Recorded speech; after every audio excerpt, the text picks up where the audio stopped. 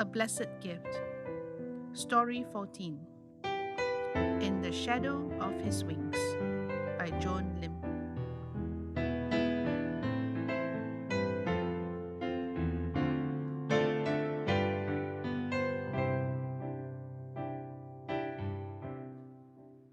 My dad grew up in a non-Catholic family, but as he was educated in St. Joseph's Institution, a mission school, he was immersed in a Catholic atmosphere for so many years that after graduating, he decided to be baptized as a Catholic.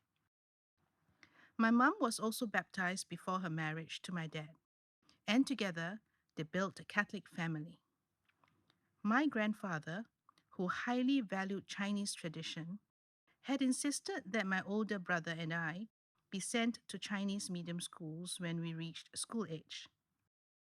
As a result, we ended up in Catholic High School and CHIJ St. Nicholas Girls' School, respectively. My younger brother, on the other hand, went to an English medium Catholic school. Dad is a staunch Catholic, our family's role model of faith. When I was young, my family was living in the Thompson Road area. So every Sunday morning, we would go for Mass at the Church of St. Alphonsus. As Mum was frail and sickly, Dad would often kneel before the altar with the three of us and led us in prayer for my mum's health. So from young, I was already cultivating the habit of praying to God and seeking His guidance whenever I ran into any difficulties. My greatest setback in school was my inability to achieve good academic results.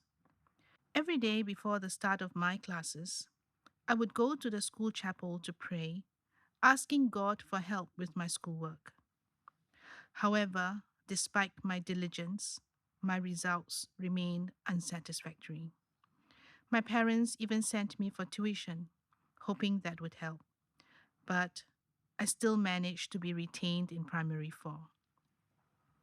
I thank God for blessing me with enlightened and loving parents who did not pressurize me over my schoolwork, but instead always comforted me by their constant encouragement, telling me to just do my best. My older brother had outstanding results, but my parents never compared our results. They respected all their children, firmly accepting that the Lord had granted each of us different abilities and talents.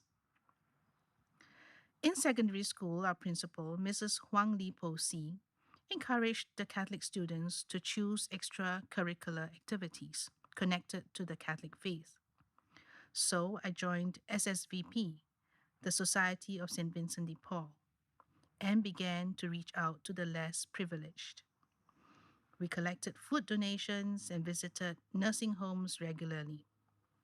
Later, I was elected chairman and had the opportunity to participate in regular meetings involving SSVP groups from different Catholic schools, during which we would share with one another about the progress made in and insights gained from our voluntary work in this organization. After graduating from secondary four, some of us like minded friends came together to form a youth group, and we continued to serve the needy, including the residents in the home for the lepers. 5 years later, as all of us were becoming increasingly preoccupied with the various challenges in our individual lives, the group was disbanded.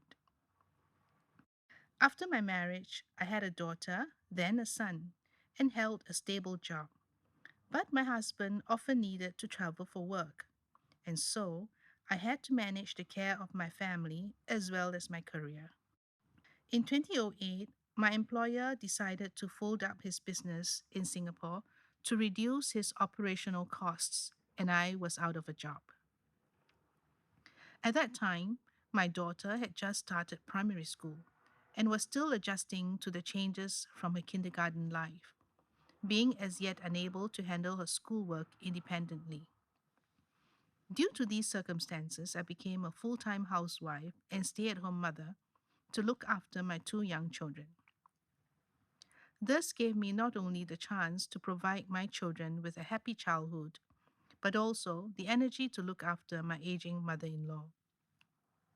She was living with us, and I wanted her to enjoy her remaining years in the company of a son and grandchildren.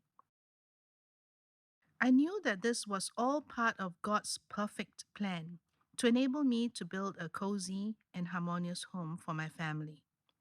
Thanks be to God for planning everything beautifully for me. A few years later, on a particular day, my husband, on a whim, decided that we should go for a health screening together, and I agreed without hesitation. An x ray done with my family doctor showed a shadow in my lungs. The doctor prescribed me a course of antibiotics, but the shadow did not go away even after I had taken the medicine. Instead, a malignant tumor was discovered in my right lung. The doctor immediately ordered a full body CT scan and a lymph node biopsy for me.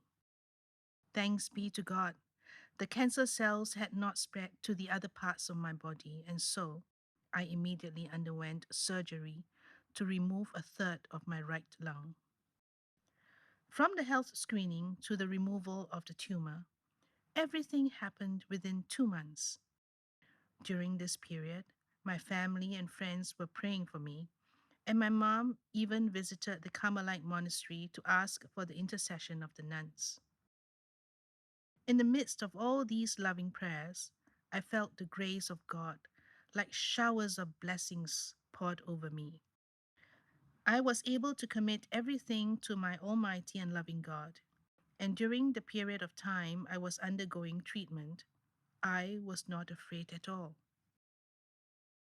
When I regained consciousness after the operation, I lay on my hospital bed reading the medical report from the doctors. When I saw the photographs, I was completely shocked. I shuddered at the sight of that frightful black tumor, and only then did I realize the severity of my situation and how I had almost missed the golden period for treatment of my cancer.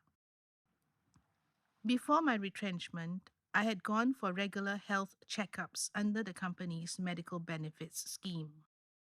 But ever since I left the workforce in 2008, I had not gone for any health screening. As a result, the cancer cells had been lurking silently in my lungs, gradually and insidiously growing into that ugly black tumor. As I look back on the path of my life, my heart overflows with deep gratitude. I thank God for blessing my dad with the grace of faith so that under his guidance, I could know God and trust him from a tender age. I thank God for letting me grow up in a home filled with love, with loving parents who accepted and respected me. Dad is now 83 and Mom is 78, and they are still my role models of faith. May the Lord bless them with good health and a long life. I thank God too for sending my husband to accompany me for the health screening in 2012. He is not Catholic, but God used him as my guardian angel to protect my life. My whole life is in the shadow of God's wings. He guards and He protects me with His almighty wings. I thank the Lord with all my heart, with all my mind, and with all my soul. Praise the Lord.